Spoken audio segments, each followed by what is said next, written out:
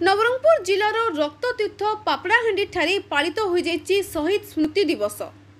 देशपाई जीवन को उत्सर्ग कर चरम बलिदान देइथिबा स्वाधीनता संग्रामी को प्रदान करा जाइछि भक्तिपूत श्रद्धांजलि।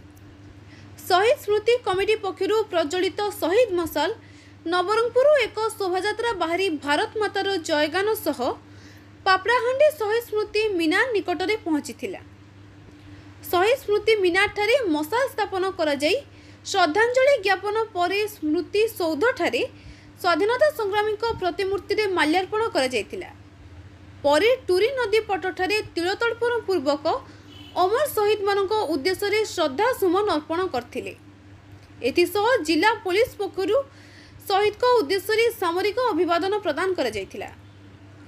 एही कार्यक्रम रे सूचना प्रजुक्ति क्रीड़ा युव सेना विभाग मंत्री तुषार कांति बेहेरा, हस्तशिल्प हस्ततंत्र बयन मंत्री श्रीमती पद्मिनी दियान, लोकसभा सदस्य रमेश चंद्र माझी, विधायक प्रकाश माझी, मनोहर रंधारी, सदाशिव प्रधान, जिला परिषद अध्यक्षा भगवती भतरा, जिलापाल डॉक्टर अजित कुमार मिश्र, जिला आरक्षी अधीक्षक फर्मा स्थित पुरुषोत्तम दास प्रमुख जोगदे शहीद मानक स्मृतिचरण करथिले। एही कार्यक्रम में गुड़ीकांड रे शहीद होइथिबा परिवार वर्ग को दायदों को संबर्धित करा जायतिला। केंद्र सरकार पक्षर आजादी का अमृत महोत्सव पालन करा जाउथिबा बेले पापड़ाहांडीर शहीद मीनार को जातीय स्मारकीर मान्यता प्रदान सह स्कूल पाठ्यक्रम रे स्थानित करबा को दाबी होइछि।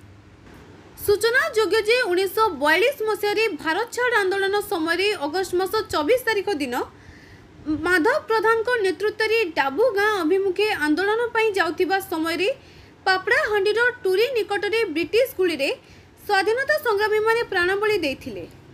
घटनास्थल 11 जन संग्रामी को शव मिलिथिबा बेले 8 जन हॉस्पिटल में मृत्युवरण करथिले। अनेक टूरी नदी रे डेई मृत्युवरण करथिले। सेही शहीद मानक स्मृति रे 1984 मसीह रे शहीद मीनार निर्माण करा जाई 19 जन संग्रामी नाम लिपिबद्ध करा जायतिला। टूरी नदी अववाहिका रे जो शहीद स्मृति स्तंभ होइछि, जो वीर शहीद 19 जन बलिदान देइछंती, जहा को पाई ये पापड़ाहांडी माटी रक्त रंजित होइछि, जो मानक पाई आज हमें स्वाधीन भाव में विचरण करूचे। ये जल स्थल आकाश नद नदी अपूर्व वृक्षराजी समारोह रे आम जन्म होइचे बढ़ीचे एवं स्वाधीनतार जो अपूर्व स्वाद को आज आम उपलब्धि करुचे। से वीर शहीद मानकर उद्देश्य मो श्रद्धांजलि ज्ञापन करुछि, कोटि कोटि प्रणाम जनाउछि।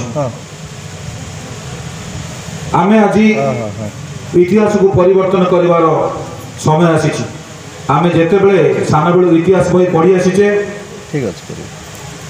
आमे शहीद लक्ष्मण नायक हुअंतु, बाजी राउत हुअंतु, बिरसा मुंडा हुअंतु, ये अभिभक्त कोरापुट।